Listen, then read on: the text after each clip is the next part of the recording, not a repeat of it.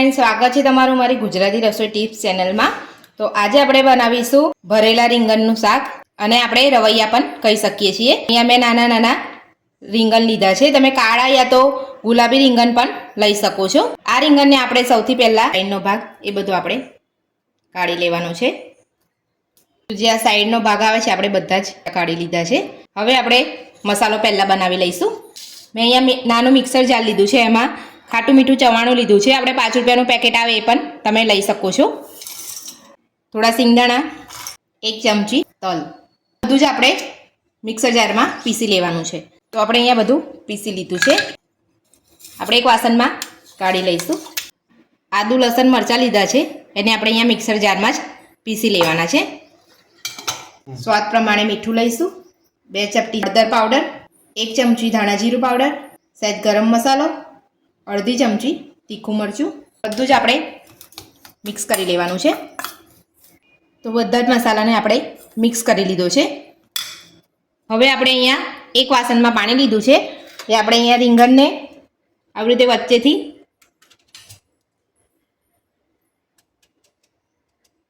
ચાર કાપા કરી લેવાના છે અને અંદરથી ચેક કરી લેવાનું છે કે સડેલું હોય તો આપણે એને કાઢી લેવાય। એટલે આ રીતે આપણે એને ચેક કરી લેવાનું છે।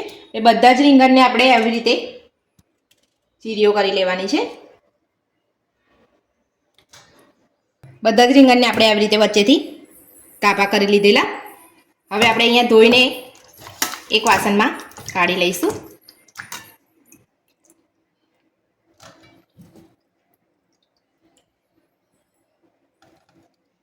આ જે મસાલો છે આપણે અહીંયા રીંગણમાં ભરી લઈશું।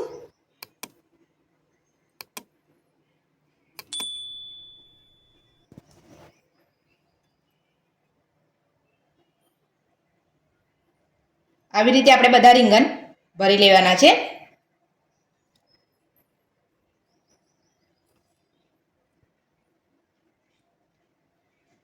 આવી રીતે તમે ભરેલા રીંગણનું શાક ઘરે બનાવશો તો જે નહીં ખાતા હોય એ પણ ખાશે। આપણે બધા રીંગણ આવી રીતે મસાલો ભરી લઈશું।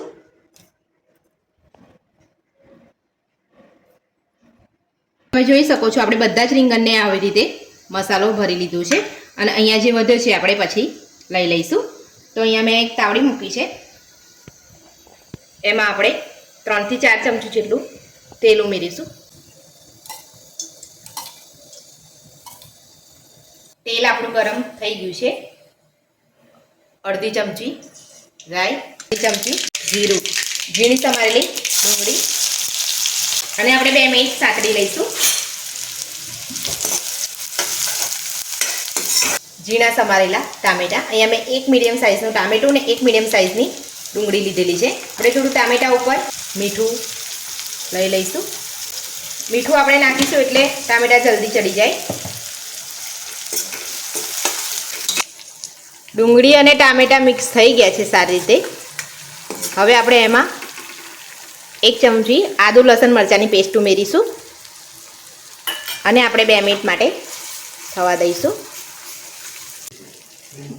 જે આપણે મસાલો વધ્યો હતો એ આપણે અંદર ઉમેરી દઈશું। બધું આપણે સારી રીતે મિક્સ કરી લઈશું। 1 ગ્લાસ જેટલું આપણે અહીંયા પાણી ઉમેરીશું